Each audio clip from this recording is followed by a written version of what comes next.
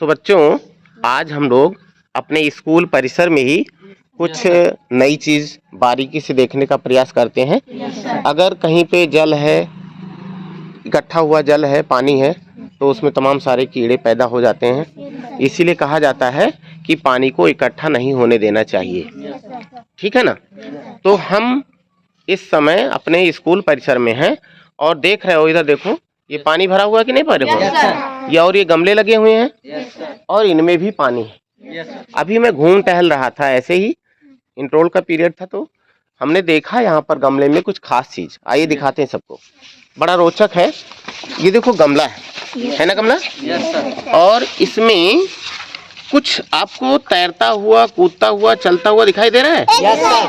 दिख रहा है ना? Yes sir. वो छोटे छोटे लग रहे हैं, क्या जैसे लग रहे हैं? मछली जैसा। मछली जैसा। मछली में पूंछ होता है कि नहीं होता है? होता है ना। तो उसी तरीके से दिख रहा है। लेकिन आप लोग इस बात को समझो और जानो कि ये मछली नहीं है, ठीक है ना। ये मछली, और बारीकी से देखने का प्रयास करते हैं नजदीक से ला करके, तो ये छोटे छोटे इसमें तैर रहे हैं। ये जीव, छोटे छोटे जीव कहते हैं ना, जीव बहुत छोटे भी होते हैं, हर जगह पाए जाते हैं। तो यहाँ पर ये आपने देखा। आप इसे ये समझो कि ये मेढक के बच्चे हैं। मेढक के बच्चे। अच्छा बताओ, मेढक के पूंछ होती है? नहीं होती है ना, लेकिन इनमें तो पूंछ सा दिख रहा है। तो ये मेढक के जीवन काल का एक अवस्था है। अंडे से ये लार्वा बने हैं, इसे टैडपोल कहते हैं। क्या कहते हैं? टैडपोल। कुछ दिन के बाद में क्या होगा, इनकी जो पूंछ है धीरे धीरे खत्म हो जाएगी और फिर वयस्क मेढक बन जाएगा। तो इसके बारे में और थोड़ा सा जानकारी से हम लोग करते हैं। तो अभी हम लोगों ने गमले में जहाँ की पानी इकट्ठा था, बरसात का पानी, उसमें क्या देखा? मेढक का बच्चा। उस मेढक के बच्चे को क्या कहते हैं? लार्वा कहते हैं। क्या कहते हैं? लार्वा या टैडपोल। अब हमें ये जानना होगा, उसमें आपने देखा कि उसमें पूंछ जैसी संरचना थी, जबकि मेढक में पूंछ नहीं होती। तो ये एक अवस्था उसकी है टैडपोल की, लार्वा की, जिसमें पूंछ पाई जाती है। आगे जैसे जैसे उसका विकास होता है, वृद्धि होती है, समय बीतता है और पूंछ गायब हो जाती है और एक मेढक के रूप में ले लेता है। अब ये जान लो कि मेढक जो होता है वो उभयचर प्राणी है। क्या? उभयचर प्राणी। उभयचर का मतलब दो स्थलों पर रह सकता है। ये पानी में भी रह सकता है और जल में भी, सॉरी, स्थल पर भी रह सकता है। अब ये कैसे रह सकता है, इसकी आवश्यकता क्या पड़ती है? देखिए, कभी कभी ऐसी स्थिति आती है, गर्मी के मौसम में तालाब सूख जाते हैं ना, सूख जाते हैं कि नहीं सूख जाते? तो पानी नहीं रह जाता, तो इसका जीवन यापन कैसे होगा फिर? तो प्रकृति ने ऐसी व्यवस्था की है कि अगर 1-2 महीने इसको भोजन ना मिले, तब भी ये जमीन के भीतर तालाब में घुस जाता है, अंदर जमीन के, ठीक है ना।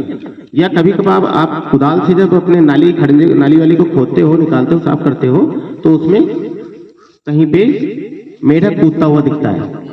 दूर से वो पेशाब करते हुए मेढक कूदता हुआ दिखता है।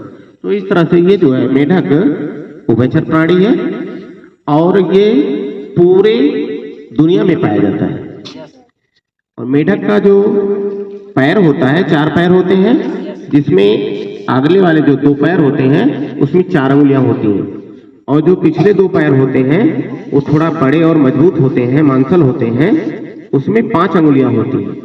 और जो 5 अंगुली होती है ना, उसके इसके बीच बीच में जानते हो क्या? एक जाल की जैसी संरचना पाई जाती है, जिससे वह क्या करे? तैर सके, जिससे वो तैर सकता है। अब सवाल ये उठता है, वो खाता क्या है? जो मेढक होता है वो मांसाहारी होता है। मेढक एडल्ट मेढक जो होता है वो मांसाहारी होता है, ठीक है ना। कीड़े मकोड़े खाता है और इस तरह से तमाम सारी चीजें। अब देखिए, हम लोगों की जीभ कहाँ से जुड़ी है, बता सकते हो? मुंह खोलिए अपना। पीछे से, यहाँ से हमारी यहाँ जीभ से जुड़ी है ना। लेकिन जो मेढक की जीभ होती है यहाँ से जुड़ी होती है, यहाँ से, ठीक है ना। और ऐसा क्यों है? ऐसा इसलिए है कि मान लीजिए इतनी दूरी पर उसका शिकार बैठा है और मेढक यहाँ पर है। अब मेढक अपना जीभ अगर पीछे से जुड़ा होता तो निकालता तो यहीं जाता, लेकिन जब वो आगे से जुड़ा है तो उछालता है, यहाँ तक पहुंच जाता है। और उसमें दो फाड़ भी होते हैं, चिपचिपे होते हैं, और वह उस कीड़े को पकड़ लेता है। आपने देखा होगा घरों में ऐसे बरसात के सीजन में मेढक चले आते हैं, छिपकलियां चली आती हैं और वो कीड़े मकोड़ों को खाते हैं। खाते ही नहीं खाते। तो इस तरह से आपने देखा कि जो मेढक है वो उभयचर प्राणी है, दो वातावरण में रह सकता है और उसमें पात जाल पाया जाता है। और इसका जंतु वैज्ञानिक नाम है राना टिक्रीना। क्या नाम है? राना टिक्रीना। ठीक है ना। मेढक के कुछ बारे में अब हम जानने का प्रयास करते हैं कि मेढक में जनन कैसे होता है। जनन का मतलब क्या होता है? जनन का मतलब अपने जैसे संतान पैदा करना। जो वो लार्वा या टैडपोल गमले में आया वो कहाँ से आया होगा? देखिए ऐसा में इसमें ऐसा होता है कि जो नर मेढक होता है वह गला फाड़ फाड़ के अगस्त के महीने में बरसात के मौसम में वो चिल्लाता है, टर टर करता है कि नहीं करता है? वो जानते क्यों ऐसा करता है? वो मादा मेढक को आकर्षित करने के लिए, बुलाने के लिए ऐसा करता है। एक बात जान लीजिए कि जो ये मेढक होता है ये एक लिंगी होता है। क्या होता है? एक लिंगी। एक लिंगी का मतलब है कि नर अलग होता है, मादा अलग होते हैं। और इसमें जो निषेचन होता है वो वाह्य निषेचन होता है। कैसा निषेचन होता है? वाह्य निषेचन। जैसे कुत्ता, बिल्ली, घोड़ी, गाय या मनुष्य, इसमें जो निषेचन होता है आंतरिक निषेचन होता है। क्या होता है कि जो नर का शुक्राणु होता है और मादा का अंडाणु होता है वो मादा के पेट में अंदर शरीर के भीतर जाकर के आपस में मिलते हैं और इस तरह से ये फर्टिलाइजेशन निषेचन हो जाता है।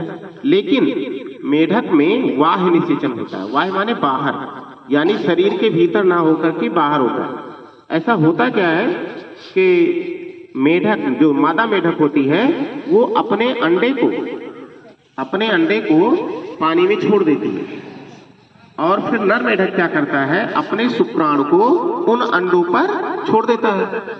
इस प्रकार से आपने देखा कि मेढक के शरीर के अंदर निषेचन नहीं हो रहा है, बाहर हो रहा है, पानी में हो रहा है। हो रहा है कि नहीं हो रहा है? तो इस प्रकार से मेढक में जो निषेचन होता है वो वाह्य निषेचन होता है। ये एक लिंगी होते हैं, नर अलग होता है, मादा अलग होते हैं। अब हम देखते हैं कि मेढक होता है उसका श्वसन कैसे होता है। आपने बताया, अभी आपने सुना कि मेढक पानी में भी रह लेता है और जमीन पर भी रह लेता है। इसका मतलब हुआ जो जमीन पर जंतु या जीव रहते हैं उनमें फेफड़ा होगा कि नहीं होगा? और वो हवा को अपने अंदर खींचते होंगे, ऑक्सीजन को। यानी कि मेढक के भी नाक होता है और वह हवा, जो वायुमंडल की हवा होती है जिसमें ऑक्सीजन होता है, उसको अपने भीतर खींचता है। उसमें फेफड़े होते हैं और फेफड़ा में ऑक्सीजन को अवशोषित कर लिया जाता है। फेफड़े में ऑक्सीजन को अवशोषित कर लिया। लेकिन जब वही जीव यानी मेढक पानी में होता है या जमीन के भीतर चला जाता है, जमीन के भीतर भी तो चला जाता है, अपने को ढक लेता है जब गर्मी ज्यादा हो जाती है, ठीक है ना? तो क्या करता है वो अपने स्किन से, स्किन माने त्वचा, अपनी त्वचा से सांस लेता है। समझ में आ रहा है? अपनी त्वचा से सांस लेता है। और मछलियां किससे सांस लेती हैं? गिल्स यानी गलफड़ा, ठीक है ना? तो जब वो पानी में होता है तो त्वचा द्वारा, या जमीन के भीतर होता है तो त्वचा द्वारा, और जब स्थल पर होता है तो नाक द्वारा सांस लेता है। उसमें फेफड़ा भी पाया जाता है। एक और विशेषता होती है, ये शीत निद्रा की अवस्था में भी रह सकते हैं। मतलब जब विपरीत मौसम होता है तो ये अपने को ऐसे स्थान पर ले जाते हैं और अनुकूलित कर लेते हैं। जैसे गर्मी का मौसम है, पानी सूख गया तालाब का, तो तालाब के भीतर, जमीन के भीतर अपने अगले पैर से खोद करके अंदर चले जाते हैं और इस प्रकार से वह अपना जीवन व्यतीत करते हैं। और फिर जब बरसात का मौसम आता है तो फिर वो बाहर निकलते हैं और उस तरह से फिर अपना जीवन व्यतीत करते हैं। तो आपने देखा कि मेढक जो है उभयचर प्राणी है, उसमें पात जाल पाया जाता है और 3 इसकी अवस्थाएं होती हैं, लार्वा जिसे टैडपोल भी कहते हैं, ठीक है ना, और उसके बाद में वयस्क मेढक बनता है। एक लिंगी होता है और इसके अंडे पानी में पाए जाते हैं, जिस पर जो नर मेढक होता है अपना शुक्राणु छोड़ देता है। ठीक है बच्चों, अच्छा लगा तो ताली बजा लो।